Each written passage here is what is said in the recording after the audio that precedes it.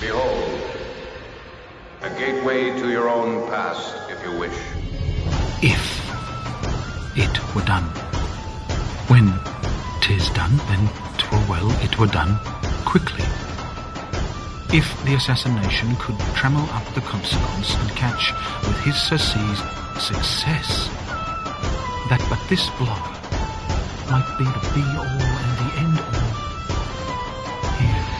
History's strange, it's alien, and it won't give us what we would like to have. Hour 3 of our Tuesday morning on this 9th of May, 2023, brought to you by the McPherson Financial Group.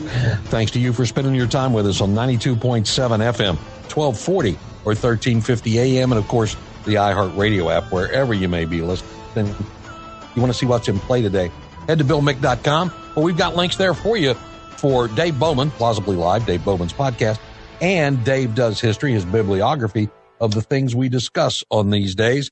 Let's get right to it as Dave Bowman joins us this morning from Silverdale, Washington. Dave, I was listening to What the Frock, and I still haven't finished your Sunday podcast yet, but you guys were a little enamored with the coronation of King Chuck. Well, I don't know that we were enamored with it, but we were certainly having our fun with it. Well, you were distracted by it, that's for sure. And Rod was talking about, and you talked about in the starting part of that podcast, that the national anthem, that is a big thing before sporting events here, not so much so over there, but on Coronation Day, the soccer league over there decided to do a national anthem, and it wasn't what you might have expected. No, it did not go well. People booed it, or booed during it. And of course, the argument was, are they booing King Chuck or are they booing the national anthem? And we seemed to come to the conclusion that what they were actually booing was King Chuck, that he's not popular. Were there chants of "Let's Go, Charlie"? No. Yeah, that would have been good. See, the thing about soccer over there is when they chant and sing, you can't really understand them. It drives me nuts because I have no idea what they're saying.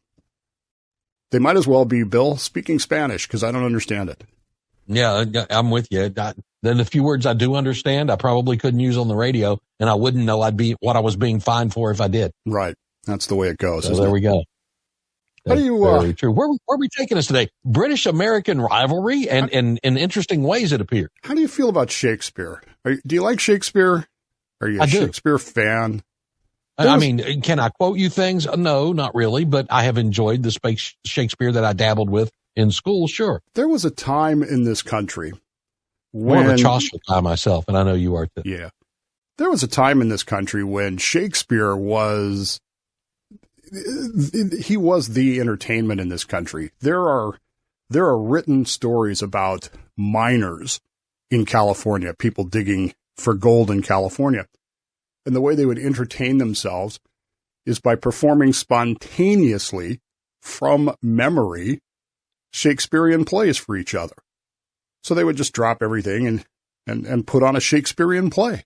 People in this country... It almost sounds like a Disney movie. They're out mining for gold, and all of a sudden, time to stop and sing, boys. Yeah. There was a time in this country when Shakespeare was beloved. And I'm not sure when it happened. Clearly, it was after the Civil War, but Shakespeare sort of became passé. There's a great scene in the movie Tombstone, which takes place in the 1880s, where a Shakespearean actor is up on the stage, played by Billy Zane, as I recall, and the cowboys are shooting at him, and they're shooting at the props and that sort of thing. This was a very common way of behaving in America in that era. That was a way of showing appreciation, believe it or not. And so it was after that point, though, after the turn of the 19th century, the Shakespeare kind of became passé. I mean, it really went away, and I'm still not clear on why, but it kind of did, which is kind of weird because pre-Civil War, in the antebellum era, the American view of Shakespeare was almost really an American. He might have been born in Britain, he might have written in Britain, and he might have died there in England, but he really is an American. We own Shakespeare, and because we own Shakespeare, we're going to do it our way. And believe me, We did it our way. And we'll tell you more about that in just 60 seconds. Given our discussion this morning, I'm kind of wondering if they perform Shakespeare at Chateau Madeleine. If you're looking for a home for your senior loved one and that transition is about to come, you don't want to miss taking a tour at Chateau Madeleine. Why? It's resort-style senior living and memory care with first-class nursing care in play in a home where life can get better. It's a real beautiful home, and it's something you'll be impressed with. Go take the tour. Call them at 321-701-8000. Watch the staff interact with the residents at Chateau Madeleine. See the joy on everybody's face while you're there. Try the amazing food and look at the amenities and entertainment they've got available. You can look at the website. It's suntreeseniorliving.com, but take that tour because your senior loved one deserves a home like Chateau Madeleine. Dave Bowman is with us with Dave Does History. So, Dave, where are we sitting now, pal? It's in the first half of the 19th century. So, 1800 to 1850. Okay. The American vision, the American view of Great Britain was very negative.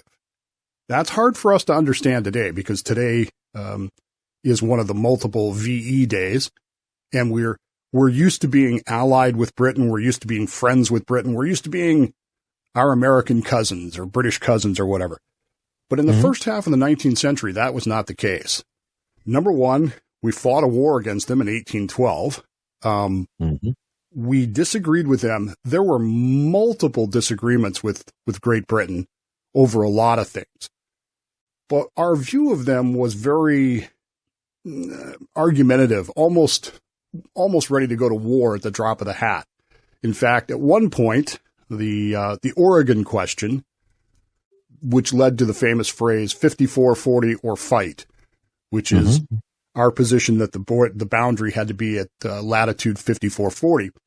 And we were supposedly willing to fight over this. At least our governments were. An interesting kind of thing happened, which was that the middle classes of both the United States and Great Britain basically told their governments, this is really stupid, and you need to not have another war over the boundary of Oregon. Just get in a room and settle it. And that's what they eventually ended up doing. But this argument between the United States and Britain is really intense to the point where everything British, with the exception of Shakespeare, is almost hated in America. Kind of like the way we look at the French today. We kind of look at France as being meh. But in those days, we were friends with France and we didn't like England. England was, the bad guys. They were, I don't know. It's a strange thing, Bill, because we just don't relate to it today at all. No, So there's all these arguments over Canada, believe it or not. We get involved with Canada trying to become an independent nation. We quit paying some of the states. And remember, this is before the 14th Amendment, so the states are doing their own financial deals. States are borrowing money from Great Britain's banks and refusing to pay it back, which is the kind of thing that, gets people upset. There is a secret map that's been drawn that changes some of the borders. And this leads to, all kinds of problems diplomatically. Borders of what? Which borders? Canada and the United States. Okay. But remember, Canada at that point is Great Britain. So there's people planning to take over parts of it. There's actually a war out here in the San Juan Islands. It's called the Pig War, where a farmer has his pig killed by one side or the other, and they actually almost end up shooting each other over this pig in the San Juan Islands. This is how much we hate England. And how almost much, sounds like the Hatfields and McCoys, man. In a strange way, it kind of is, isn't it? Because we are so closely related, kind of like West Virginia people. But at the same time, boy, we just do not like each other. And I can't emphasize this enough. For us, today, this makes no sense at all. None. Because we are so used to being very close to England and to Great Britain. But in the 1840s, this was not the case. England and America were just, ready to go to war at the drop of a hat, Bill. We were ready to shoot at people over pigs and secret maps, and especially Oregon. Now, that one got settled, but there were still a lot of arguments. And one of the biggest arguments that we had was over Shakespeare. And I'm not kidding. Really? Shakespeare, particularly the play Macbeth, which if you know anything about, theatrical history, you know that Macbeth is, it's one of those plays that everybody loves, but in the theater, it's considered a bad luck play. And so you never say the word Macbeth out loud. If you do, there's all these really weird things that you have to do to stop the bad luck. Is it said during the play? I don't know. I don't remember. Yeah, it's said during the play. Okay. But we're just under 60 seconds here, so you know. In the theater, you don't say the word Macbeth. You call it the Scottish play. And you don't refer directly to this. And yet we make Macbeth our own American version of it, basically. And the Brits, they have their British version of it. And because of the way America is split, those two versions are going to cause the deadliest riot in American history, at least before the 20th century. And it all breaks out in theaters. I like it. Theaters in New York City, Bill. Don't call it Little Baltimore, call it Little New York. You know what? This has the potential to be like a really cool current musical, right? You'd think there'd be a movie about it. It could rival Hamilton or something. We'll talk about it with Dave Bowman. Dave Does History on Bill Mick Live when we continue on WMMB.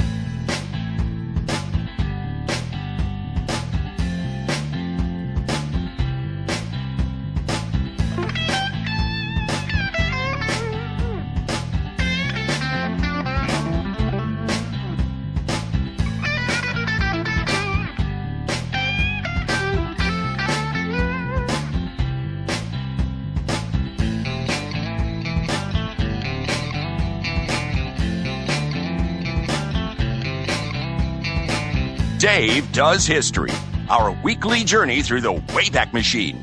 Dave Bowman is with us on Bill Mick Live. The McPherson Financial Group bringing you the hour as we dive, I'll get it out in a minute, into some American-British rivalry, and it seems to be centering now on the Scottish play.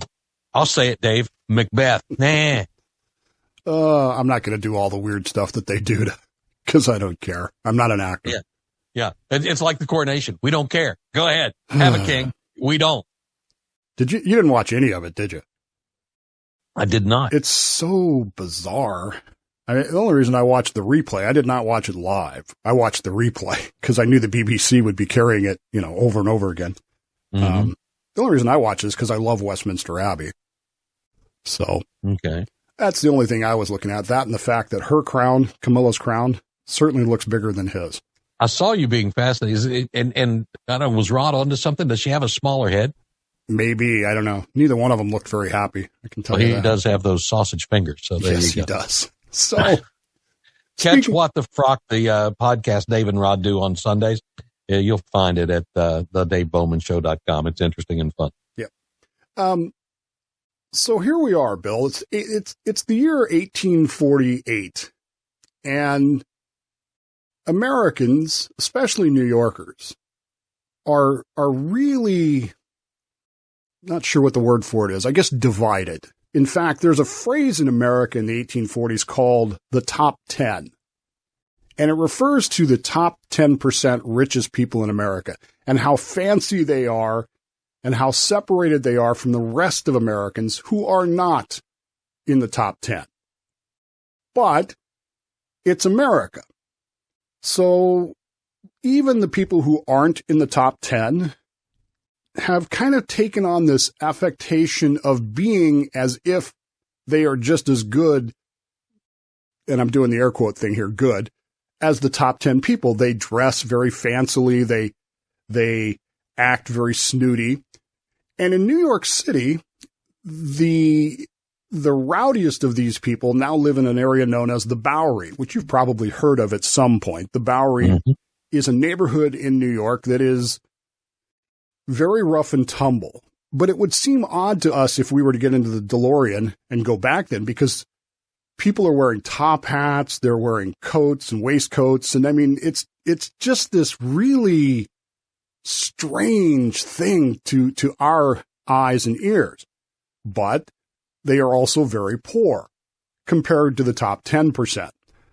The top 10% who love Shakespeare, and they love English actors portraying the role of Macbeth in Shakespearean plays, have built themselves a theater called the Astor Place Theater, but they built it, Bill, right on the border of the Bowery. So you have this very rich neighborhood that now has this brand new theater right literally on the border, the border there, with the Bowery.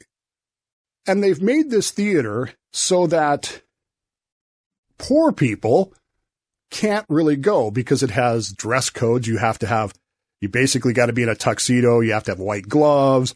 You have to have the money to buy tickets and all this kind of thing to get in here. And so they've built this theater right on the border of the Bowery for the express intent of excluding people who can't afford to go, which is really a top 10 move. I mean, this is really a divisive move. And in the process of this, they also tend to invite British actors to come play their theater as opposed to American actors. Now, as it turns out, there are basically 2 actors in the entire world who are the best at Shakespeare. One happens to be British, a guy by the name of Macready, and an American by the name of Forrest. And believe it or not, over the course of the 1840s, a rivalry builds between these 2 guys. One, the British guy, is very technical, very precise in how he acts, whereas the American is very free-spirited and very apt to kind of adapt American ideas and American behaviors to the roles in Shakespeare. And of course, the newspapers get involved in this. They start promoting one or the other. The English papers promote the English guy. The American papers promote the American guy. And they each tour the other guy's country. Where Forrest, the American, is over in England, and he's watching Macready play Macbeth. And he decides that this portrayal is really bad. And so in England, he starts hissing and booing Macready on stage, which of course is Nicole Turney. This is very uncultured, very, very rude. And so the British papers just eviscerate him. And he's basically sent back to America in disgrace, where Americans love this. They love the fact that he's booed this guy on stage. And we make a giant hero of him. So naturally, the Astor Place people invite Macready to come play Macbeth, because that's what you do when you're the top 10s, right? You say to yourself, well, what could go wrong? And of course, a lot's going to go wrong. And we'll tell you more about that right after this. The McPherson Financial Group is our sponsor here. I appreciate Art and his staff and all they do for me in handling my financial planning. It is not a world where I'm comfortable. It's not a world I live and play in every day. The McPherson Financial Group, it's what they do. They help you get your retirement ready for when you're ready for that retirement. Things to consider like taxes and your assets and what are you going to need? And do you have an advisor that is local and connected with you? Or you're working with a big box guy who just has whatever the program is and this is it and it's going to work for you? Well, it's not how it works at the McPherson Financial Group. Matter of fact, find out for yourself. Call Art and the staff at 321-253-2016 or see them online at McPhersonFinancialGroup.com. Don't forget their show each weekend on WMMB called The Art of Money. The McPherson Financial Group, LLC, is a financial services firm. They offer a broad array of products and services, including insurance and annuities. They're licensed in Florida. I'm compensated for the endorsement, but yeah, as I told you, they do handle my financial planning, and I'm glad they do, or I'd be a lost ball in tall weeds, and I couldn't afford to go see the British actor at the play. Dave Bowman, what are we doing here? This caused trouble. I was going to say, Bill, I mean, these guys manage, the McPherson Group manages your money. You could be a top 10er and you could go to the fancy theater and see the English guy play Macbeth. Exactly. Let's do it. Instead of the American guy. Now imagine this, Bill. All around the country, these two actors have been traveling. Forrest, the American guy, intentionally schedules himself to be in theaters in the same city where McCready, the English guy, is, playing the exact same role. So that Americans actually have a choice between going to see the English guy or the American guy. And of course, the newspapers are making hay with this. It's a huge. Imagine today if they made movies, right? So let's say, I don't know, pick an actor. George Clooney makes a movie, and Nicolas Cage makes exactly the same movie with the same script. Everything is the same except the two different actors. And you get to decide. I'm going to go watch Cage. Yeah, well, I probably would too, although I do have a thing for Clooney. It's the same kind of thing. And so where are you going to spend your money? Where are you going to do this? Where are you going to, and of course the newspapers are stoking this, but it's in New York where this really comes to a head because this Astor Place Theater is trying to limit who can come to see this thing. And on May 7th, McCready does his initial performance. Well, guess what happens? The people from the Bowery buy hundreds of tickets to this. Now, where do they get the money for this, Bill? They're poor. Well, they get the money from Tammany Hall, the Democrat-run political machine, which is mad because there's a Whig mayor in New York. So they buy hundreds of tickets to go to this thing. They basically pack the theater. And as McCready is on stage, they're throwing vegetables at him, rotten vegetables. They're booing, They're hissing. They basically have to flee the stage.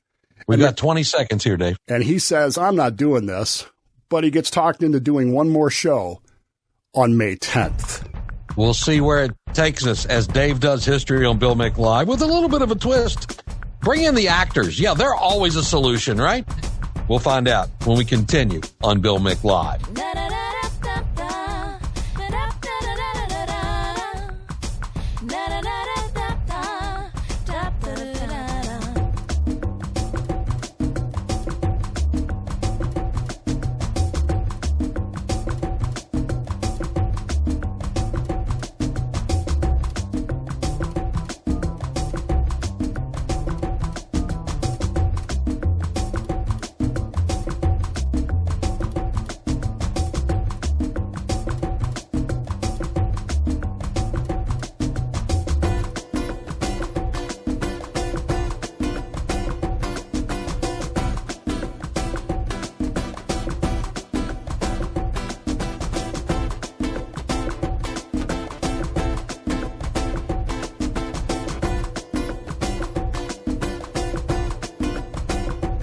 Every day has a call of the day, and it could be you. Call Bill at 321-768-1240 and add your perspective to the conversation on Bill Mick Live.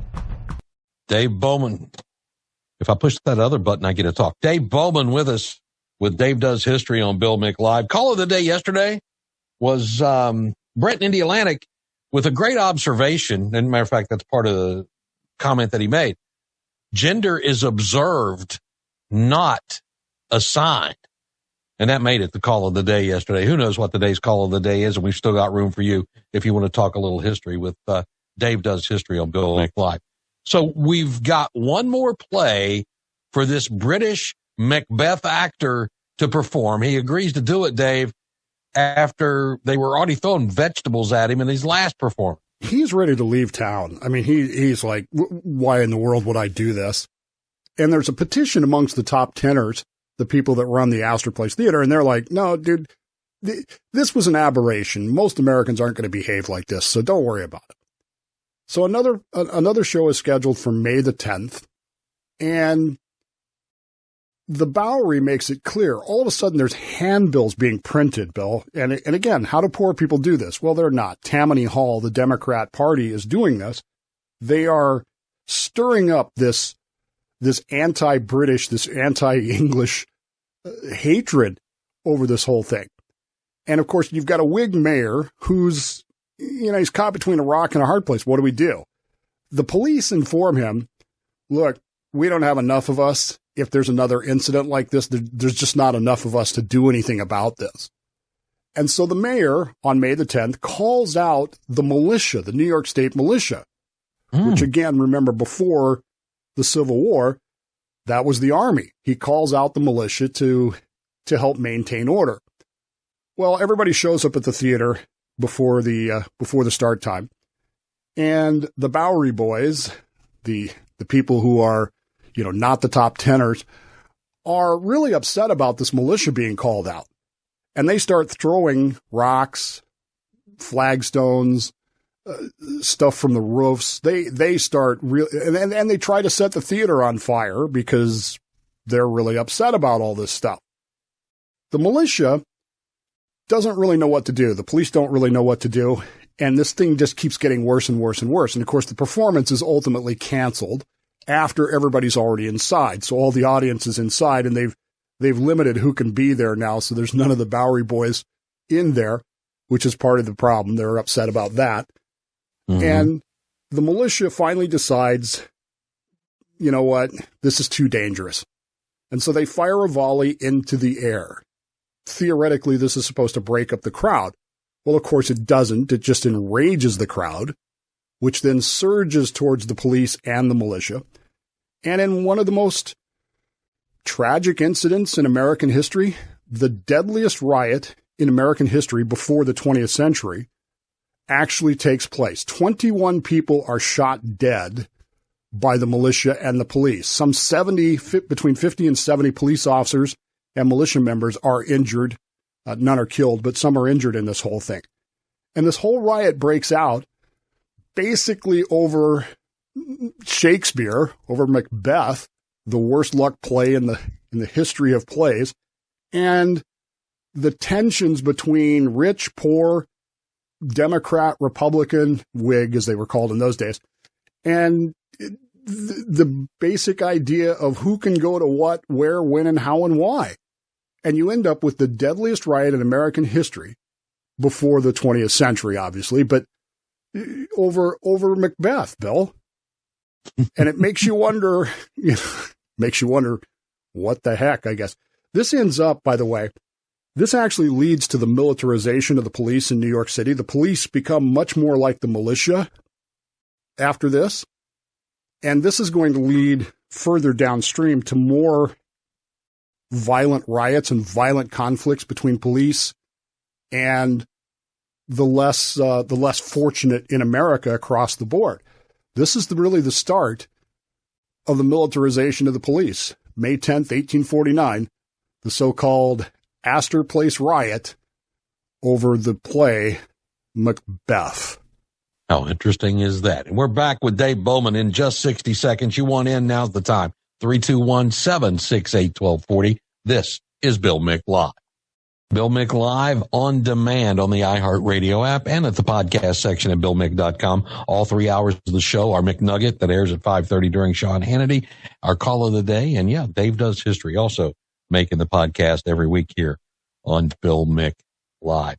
Dave Bowman's podcast linked up for you at BillMick.com. Also a Facebook link on my personal page that you can catch up with there. So Dave, as we take a look at this, it changed how law enforcement react to these things. I read a story this morning, just a brief headline, about the places where the defund the police movement in the country are some of the places that are listed as the best to be a policeman in this country. That kind of shocked me. Yeah, it did change things. And that's, I don't know that it changed them because really the top 10 were driving this. And there's so much politics involved with this particular riot is driven by politics because the Tammany Hall Democrats saw an opportunity to embarrass the Whig mayor. They didn't, much like we say today, do you think they really cared that 21 people were killed? No, they used that to their political advantage to embarrass this mayor that wasn't from their party. And it's so odd to think that, the catalyst for all this was our love of Shakespeare and the way that, it was portrayed and blah, blah, blah. And to think now today, not only are we great friends with England, but we don't even care about Shakespeare anymore. It certainly has changed. That's very true. I was in New York City once. I know it's a favorite of yours. I was in New York City in 2003-ish on a, maybe 2002, on a radio trip, visiting our various networks that we were dealing with, Fox, ABC, CBS, all those folks. And we walked Manhattan doing that. And at the time, it was as clean a place as you will ever find. The people were as friendly as they could have been. I didn't see the traditional things that you think of when you think of New York City and the things like you guys were talking about on your podcast with the subway and everything that's going on there now. I found very kind people who went out of their way to help you because they knew you weren't from there and you didn't know what was going on. You know, San Francisco used to be that way. I used to love to go to San Francisco. I like going to New York. Yeah. But you couldn't. Seattle, Bill. Seattle used to be, when I was here before, you know, I went to Seattle weekly, Mariners games, whatever, just to go walk around. But I refuse to go there now. It's amazing how much it's changed. And, you know, the politics that drives that change is very similar to what happened, you know, at the Astor Place riots in New York City. It's people, you know, never let a good crisis go to waste. And even if that crisis includes, hey, who's playing Macbeth at the local theater? So the handbills, Bill, I should send you a picture of the handbill that was printed. Who will run New York City, the British or Americans? I mean, it's like they portrayed this as some sort of invasion by this one British actor and turned that into this mass riot that, again, until the 20th century was the deadliest riot in American history. Something else. Let's grab a phone call. Line 1, you're on with Dave Bowman on Bill Mick Live. Good morning. Hey, good morning, guys. This is Keith from Palm Bay. Yeah, Keith. Sounded mostly peaceful to me, that riot. But back in 1995, in the formerly known as BTC, I took a humanities class. And it was one of the greatest history classes I ever did. I relate it more like history class than I really don't know what the true meaning of humanities is, really. But anyways, in that class, the teacher was saying something about Shakespeare being like one of the major parts of the King James Bible being produced, that he was a script, and that he might have even taken artistical leeway there in some of the writing. Have you ever heard anything about that, Dave? Got any information on that? Does Shakespeare influence the writing of the King James Bible? Yeah. Okay, interesting thought. Dave, what do you know there? Anything you know? I mean, clearly, English was becoming the go-to language. I mean, today, you were mentioning earlier about Spanish. You know, I've traveled the world. Everybody speaks English. That's the amazing part of traveling the world. The only time, when I've been overseas, the only time people didn't speak English is when they didn't want you to know what was going on. Otherwise, if they want your money or to negotiate with you, believe me, they speak English. In the early 1500s and 1600s, that was not the case. English was becoming its own thing, and it really wasn't. Even the people that wrote operas still wrote in Italian and German and that sort of thing. So, yeah, I can see where Shakespeare had a lot of influence on the King James Version Bible. But, you know, again, it's an attempt to put the Bible into the language of the people, which is the same thing Shakespeare's doing. He's telling stories, King Henry V. He's telling Julius Caesar. He's telling Antony and Cleopatra. He's telling these ancient stories in English, and he's drawing from the old histories of that sort of thing, but he's putting it in the language of the people. So in the same way, of course, it would have the same impact because that's what the King James Version Bible does. It puts the scriptures into the language of the people in English. Very, very good. So tell me about your fascination with New York City, Dave. You want to go? I want to live in New York City. I really do. Not the New York City of today. And of course, I only want to live on the Upper West Side. I don't know. I think New York City is the quintessential American city. There's so much history there. There's so much. One of the people I follow is a gal by the name of Mrs. Q, who does Revolutionary War history in New York City. we tend to think of other places when it comes to the American Revolution, but New York, I mean, it was our first capital. This is where George Washington was inaugurated. It is, as I said, the quintessential American city. Plus, I love hot dogs, and I love baseball. I would love to go to New York and just watch baseball. There's so much to do there, and I know that, I know things are kind of crappy right now, but things go in cycles. So maybe someday it'll be worth going again. Yeah, I would hope so. About 40 seconds left, Dave. You got anything in mind as we look ahead to next week, or are you traveling or something? I'm getting ready to travel. I'm getting ready to go across the country, so I'm really not thinking in terms of doing anything right now. But who knows? Okay. I might find something interesting. You never know. Very good. Well, an interesting look at history here and the rivalry between the Americans and the Brits through the theater, oddly enough. Dave Bowman, it was fun. Thank you much, my friend. I appreciate it. You're welcome. We'll see you next week. I'm still here, I think. All right. Look forward to it. And again, you can catch the podcast at BillMick.com and on the Bill Mick Live iHeartRadio channel.